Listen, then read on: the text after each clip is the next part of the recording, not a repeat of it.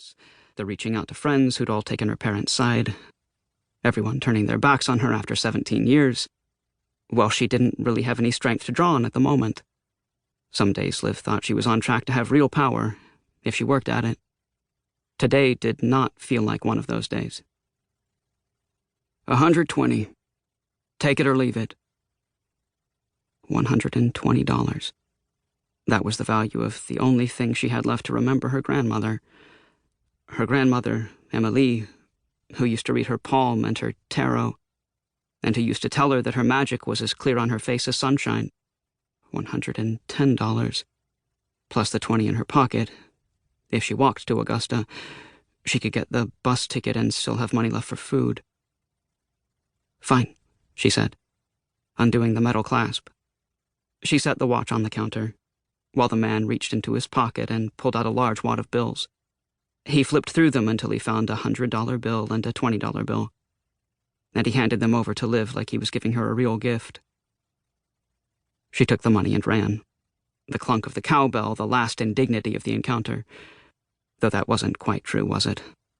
As she walked along the side of Highway 104, the sun beating down on her face, hot and miserable, she realized she was suffering the indignity more with every step.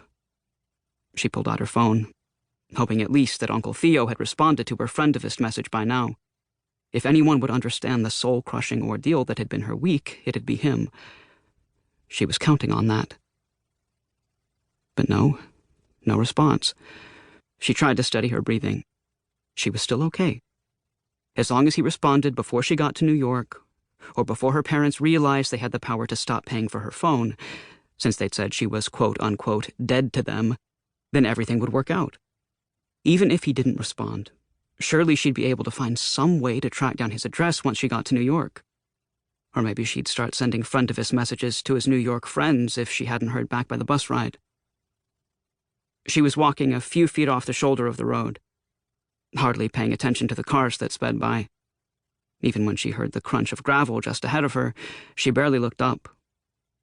She didn't care why this silver Honda was pulling over. She just wanted to get to the bus stop and get the hell out of this state. Hello there. It was the customer from King of Pawns, leaning out of the passenger side window. Now that she got a good look at him, Liv realized that he was more of a boy than a man. He couldn't be that much older than she was, in fact. He had a military buzz cut and a thick neck, but there was something about his smile that seemed genuinely friendly. Liv had been catcalled plenty of times before. This guy was at least smart enough not to lead with a come on. She still didn't trust him. Hello, she said, but she didn't stop walking. I know it's none of my business, the guy called to her, retreating back. But I think I have something that will cheer you up. There it was. Let me guess. It's in your pants. What? Oh. But no. Actually, it's in my hand. It tells the time, and it has a little engraving on the back of it that makes me think it's something special. That got her attention. Liv turned around. Her eyes narrowed. And when she saw her grandmother's watch in his hand, dangling out the window, her first reaction, even before suspicion, was rage. What are you doing with that? She snapped. Whoa, hey, I was just trying to bring it to you. I didn't like the way that guy was taking advantage of you, especially since he tried to cheat me the same way after you left. Well, aren't you a knight in shining armor? She said. But her voice lost a little bit of its edge. If this wasn't a trick, it was the first nice thing anyone had done for her in a very long time. She walked back to the car. He held out the watch to her, and she accepted it gratefully, not taking its familiar weight for granted as she tightened the band across her wrist. How did you get this? In answer, the boy weaved his hands together, then pulled them apart.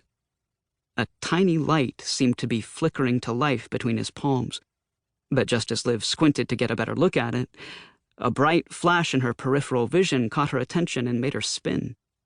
When she realized there was nothing there, and when her heartbeat slowed, Liv turned back to the boy.